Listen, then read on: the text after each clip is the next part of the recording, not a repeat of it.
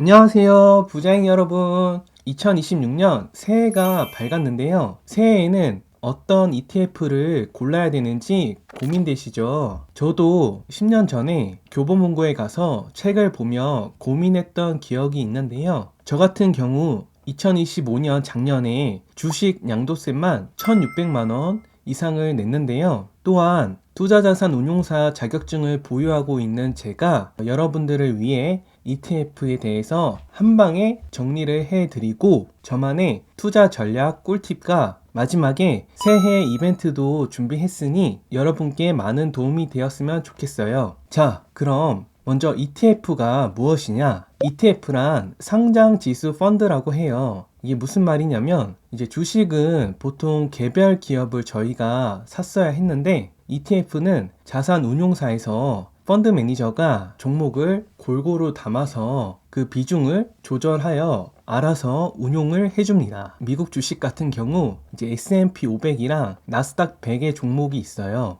먼저 S&P 500 같은 경우에는 미국에 상장된 기업 상위 500개의 종목을 대상으로 작성해서 발표하는 주가 지수예요. 다음으로 나스닥 100은 나스닥에 상장된 종목 중에 시가총액이 크고 거래량이 많은 상위 100개의 기술 종목 위주로 담은 지수예요. 저는 어릴 때 뷔페를 좋아했는데요. 뷔페로 예를 들면 빕스나 애슐리 등등 이 다양한 뷔페에 가면 한식부터 해서 초밥, 고기, 분식, 디저트까지 다양하게 이렇게 한 접시에 담아서 먹을 수 있었어요. 이렇게 담은 뷔페와 같이 ETF라고 생각해 주시면 돼요. 그러면 사람들이 왜 이렇게 ETF 노래를 부를까 하면은 ETF는 많은 장점이 있어요. 첫 번째 장점은 분산 투자가 가능하다는 거예요. 예를 들어서 개별주를 구매하면 한 주가에 보통은 몇십만 원씩 하는데요. 저희가 급여를 받으면 한 종목의 주가가 비싸기 때문에 다양하게 구매하기가 어려워요. 그런데 이렇게 ETF를 활용하면 분산 투자가 가능하다는 것이죠. 둘째로는 소액으로도 가능하다는 거예요. 한 주씩 사면 이렇게 비싸서 큰 돈이 들어가는데 ETF를 사게 되면 소액으로도 충분히 다양하게 분산 투자가 가능해요. 다음으로 셋째는 저는 편리함으로 생각해요. 왜냐하면 전문가들이 종목과 비중을 알아서 이렇게 리밸런싱을 해주기 때문이에요. 안 그래도 이렇게 바쁜 사회에 신경 쓰는 일도 많은데 전문가들이 알아서 종목과 비중을 조절해주는 장점이 있어요. 그러면 세상에 이렇게 장점만 있냐 하면 또 그것은 아니에요. ETF의 단점도 있는데요. ETF의 단점 첫째로는 운용 보수가 있어요. 세상에 공짜는 없듯이 이렇게 전문가들이 운용해 주는 대신에 그에 해당하는 ETF마다 운용 보수가 있어요. 다음으로 둘째는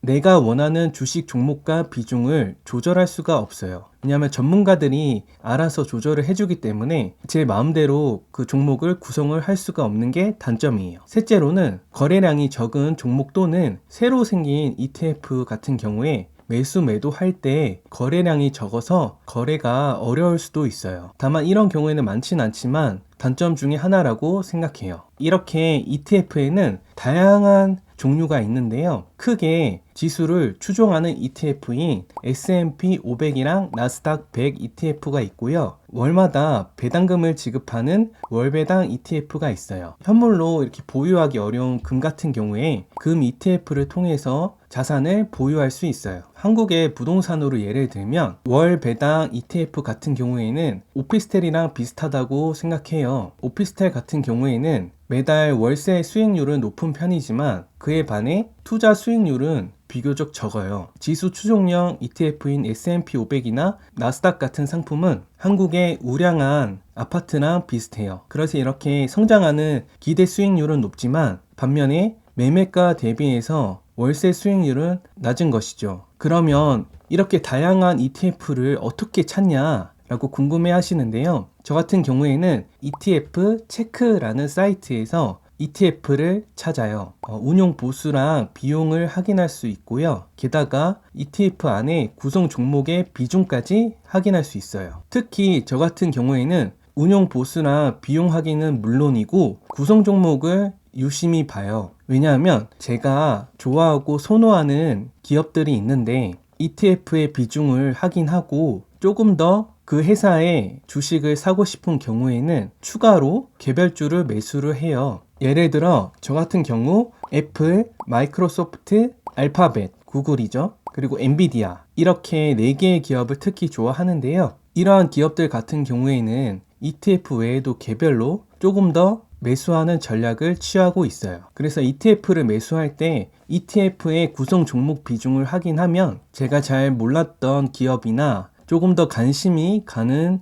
회사들을 발견할 수 있어요. 이렇게 ETF도 찾았겠다. 이제 저만의 투자 전략을 공개해 드립니다. 우선 첫째로 계좌를 용도에 따라 분리하는 거예요. 무슨 말이냐면 저 같은 경우에는 장기 투자랑 단기 투자 그리고 테스트하는 용도로 계좌를 이렇게 총 3개로 운용을 하고 있어요. 장기 투자 같은 경우에는 내 목에 칼이 들어와도 절대로 팔지 않겠다라는 마인드로 운용을 하고 있어요. 그래서 저는 장기 투자 계좌에서는 계속 매수만 합니다. 그리고 단기 투자용 계좌에서는 주가가 예상한 것보다 많이 오르면 일부 덜어내고 변동성이 낮은 채권이나 금 같은 ETF에 옮겨두는 것이죠. 그렇게 다시 주가가 떨어지면 다시 일부 지수 추종형 ETF를 매수하는 전략을 취하고 있어요. 또한 이렇게 테스트용 계좌 같은 경우에는 저는 레버리지 상품도 활용을 하고 있는데 이게 장기적으로 되면 어떻게 되는지 호기심도 있고 해서 이런 식으로 테스트용으로 운용하고 있어요.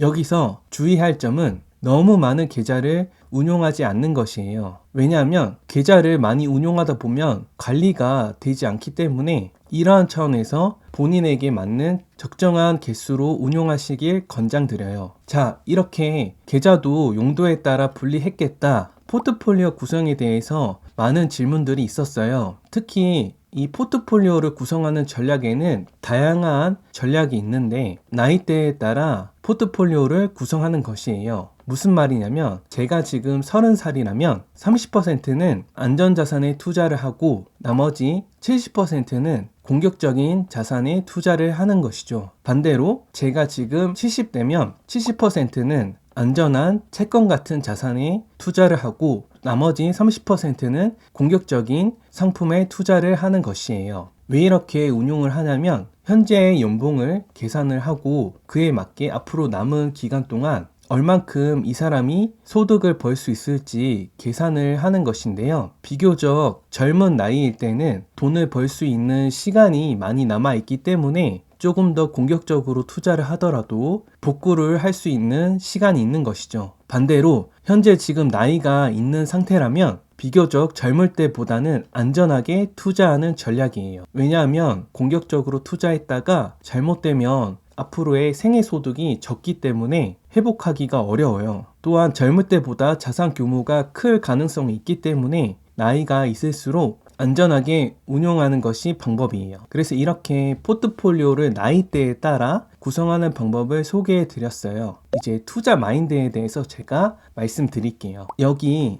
달러 차트를 보시면 달러의 가치는 장기적으로 계속 하락하게 되어 있어요. 그와 반대로 이렇게 미국 주식 같은 경우에는 장기적으로 우상향하고 있는데요. 게다가 미래를 전망한 2090년도에는 결국에 AI와 로봇 등을 통해서 이러한 플랫폼 등 기술을 소유한 이 기업인 주주가 상위 계층에 있을 확률이 높다고 생각해요. 그래서 저희가 이렇게 투자를 할 때도 이러한 장기적인 관점에서 꾸준히 우량한 좋은 회사의 지분을 모아간다 라고 생각을 하고 꾸준히 투자하시면 이제 미래에 좋은 결과가 있으실 거예요. 지금까지 새해 ETF 투자에 대해서 고민하시는 분들을 위해 영상을 만들어 보았는데요. 어떻게 하면 부자인 여러분이 꾸준하게 장기적으로 투자할 수 있을까 제가 고민을 했어요. 그래서 이렇게 작은 새해 이벤트도 하나 준비를 해 보았는데요. 무엇이냐면 주 1회 ETF를 종목에 상관없이 꾸준히 매수를 하고 이제 댓글란 아래에 제 카페에 매수 인증을 한 달간 해 주신 분 중에 추첨을 통해서 5분께 스타벅스 아메리카노를 증정 드리겠습니다. 우리가 결국에 주가가 비싸거나 싸거나 꾸준하게 매수를 하면 결국 평균가에 수렴을 하거든요. 장기적으로 우상향하는 자산이기 때문에 결국에 꾸준히 매수하는 게 중요해요. 다만